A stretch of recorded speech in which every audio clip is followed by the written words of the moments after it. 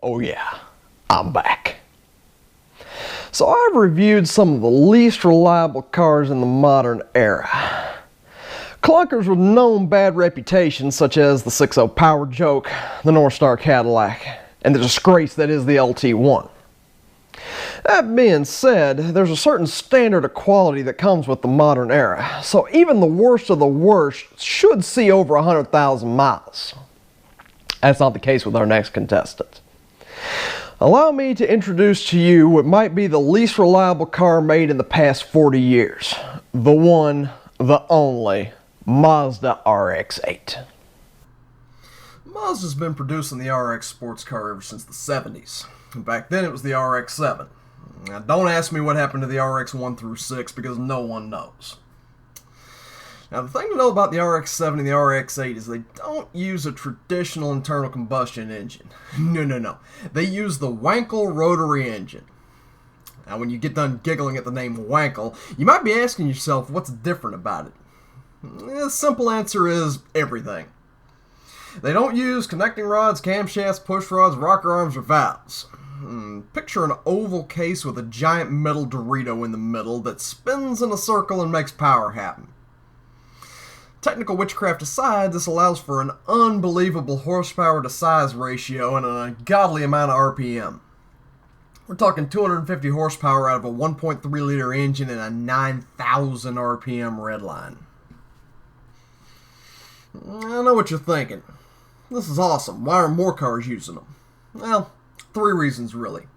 They guzzle gas like a big block Chevy, they make absolutely no torque, and they're completely unreliable piles of shit, and the RX-8 is by far the worst offender.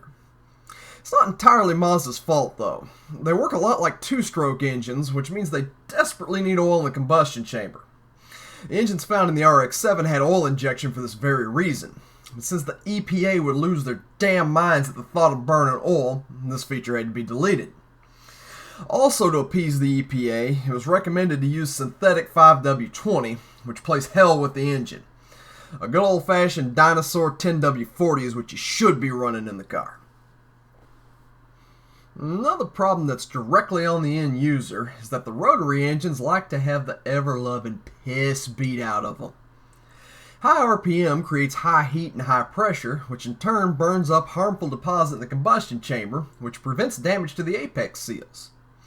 People were treating this like a regular engine and not revving it, which didn't help its case at all. This was an especially big problem on the automatic transmission version, since it only revs out to 7,000 RPM. Even more end-user problems was flooding. Rotary engines need to be hot before they're shut down, which people didn't do, which floods the engine, which causes hard starting and causes the starter to burn up.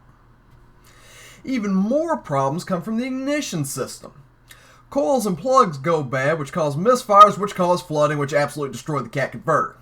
Cat converter gets clogged, causes heat, which destroys the apex seals. All this stuff combined caused many an RX-8 engine to be declared dead at 30 to 70,000 miles, and they got factory replacements. Now here's the bitch. Because the rotary is so obscure, no mechanic knew how to diagnose them, and half the engine failures weren't engine failures at all, but they were ignition and cat converter failures. Even better, the factory replacements were rebuilt units, not new, and they were far more unreliable than the factory engine.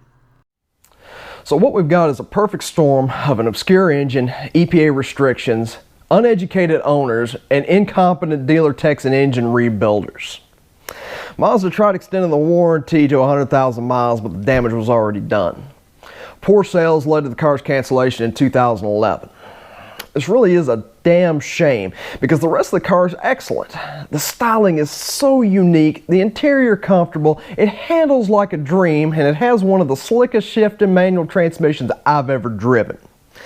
They took a damn near perfect sports car and they saddled it with one of the worst engines known to man. And it created a reputation so bad that it pretty much killed the RX series for good. Basically, if you get one of these cars, make sure you get it dirt cheap or you know how to swap an LS engine in because you're going to be in for a world of pain.